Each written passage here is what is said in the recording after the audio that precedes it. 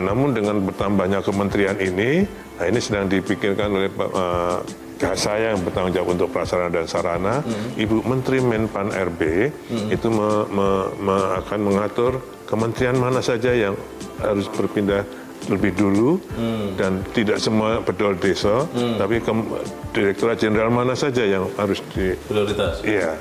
Pindah ke sana. Iya, termasuk rumah menteri sekarang baru 36. Oke. Ya, jadi kita juga laporkan pada Pak Presiden. Terus membangun lagi berarti? Iya, pasti kalau ya kan, kalau kementerian rumah menteri harus ditambah lagi. Cuman kalau yang eselon 1 dan sebagainya pejabat negara nanti akan dibangun dengan 48 triliun tadi plus KPBU dan investasi swasta. Nanti akan saya jelaskan. Kerjasama pemerintah dan badan usaha tadi ya? Atau kita jelaskan sekalian ya. Boleh, supaya, oke. Jadi untuk tahun 2025 tadi kami tidak hanya APBN, ya. Kalau kami boleh menyampaikan RPJMN yang kami buat atau Renstra yang kami buat tahun 2025 sampai 2029 karena kami sudah punya RPJMN 2025 sampai 2029 di mana IKN juga termasuk dalam salah satu proyek strategis nasional. Renstra kami membutuhkan anggaran sekitar 205 triliun. Untuk berapa lama? Untuk 2025 sampai 2029. 205 triliun? Iya, untuk membangun. Nah, itulah yang dari 205 triliun itu APBN-nya 48,8 triliun. KPBU yang sudah kami proses sekarang ini 132 triliun. Itu untuk jalan, MUT, hunian, hotel, dan ada di situ. Kemudian untuk investasi swasta itu ada juga sekitar 60-an. Kemudian untuk lain-lainnya, yaitu swasta dan lain-lainnya termasuk mungkin kebutuhan loan itu adalah 24 triliun. Jadi 48 tambah 132 tambah 24. 24 triliun ini kami sekarang sudah beberapa swasta yang sudah menandatangani PKS untuk direct investment. Jadi selain APBN, ada KPBU yang lebih besar dari APBN, 3 kali lipat, dan investasi swasta. Kalau begitu Pak, untuk sebenarnya begini, kalau anggaran IKN yang dibiayai APBN, itu peruntukannya memang hanya untuk kawasan inti pemerintahan, gedung-gedung eksekutif, legislatif, yudikatif, atau juga termasuk infrastruktur ya Pak, jalan tol baru, bandara baru? Tadi yang saya sampaikan, jadi kesepakatan kami dengan Kementerian PU bahwa pekerjaan-pekerjaan yang sudah dilaksanakan sejak tahun 2022, 2023, 2024 yang belum selesai tetap dilakukan oleh Kementerian PU. Jalan tol, bandara, Istana Wapres, kemudian kawasan religi termasuk peribadatan termasuk masjid, gereja, basilika, pura dan sebagainya tetap dilanjutkan. Itu APBN. Jadi yang 89 triliun yang dibiayai sampai tahun 2024 berarti bukan termasuk jalan tol.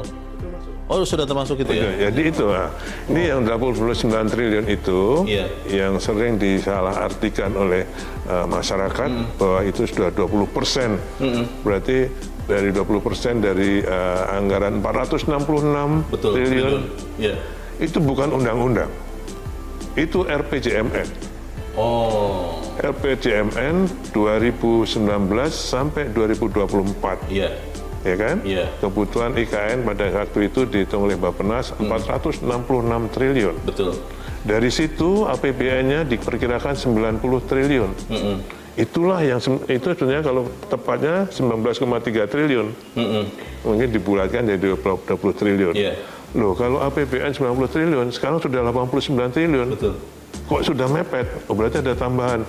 Bukan, itu makanya saya arti bukan undang-undang, tapi itu RPJMN 2019-2024.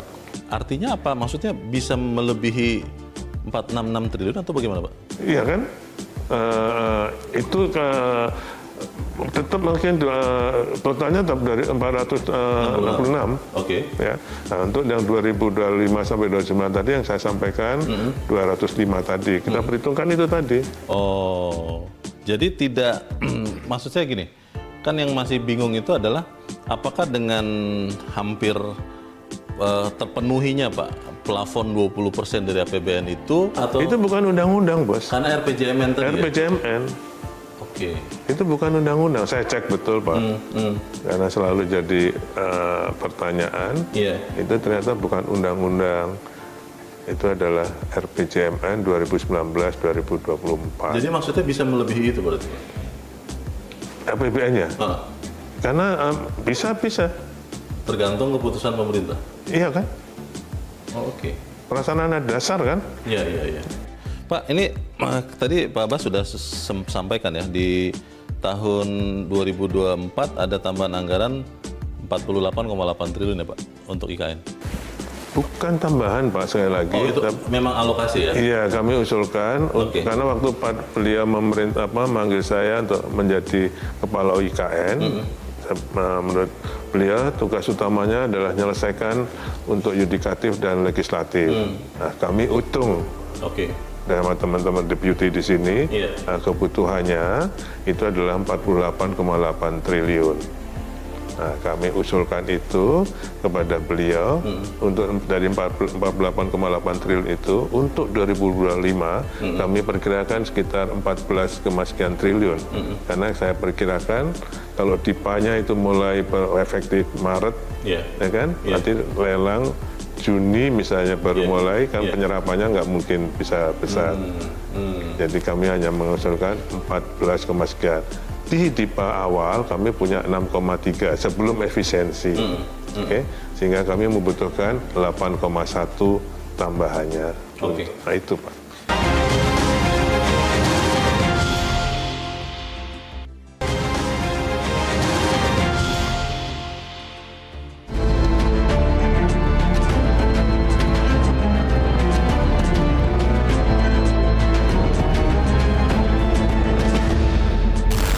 Pendanaan ini menjadi isu yang sangat menarik Pak Bas, karena kalau kita lihat juga belum lama pemerintah kan meluncurkan Danantara ya Pak. Danantara itu memang adalah sumber alternatif pendanaan pemerintahan di luar APBN. Ingin tahu Pak, apakah Danantara ini juga nanti akan ikut membangun IKN atau ikut mencarikan investor untuk IKN, atau seperti apa Pak sejauh ini? Yang saya ketahui Pak Leo, pembentukan awal sesuai dengan statementnya Bapak Presiden, kemudian para CEO di Danantara, untuk Danantara ini kan sudah dibentuk sudah dengan program-program prioritas yang sudah ditetapkan oleh Bapak Presiden. Saya dengar yang saya ketahui pada awalnya ini Danantara diprioritaskan ke energi, kemudian swasembada pangan. Betul. Jadi saya belum tahu apakah nanti akan melibatkan Danantara untuk pembangunan IKN. Saya belum tahu. Dan saya ikuti program prioritas dari Bapak Presiden. Baik, kerjasama pemerintah badan usaha tadi yang Pak Bas sudah sempat sebut KPBU itu Pak.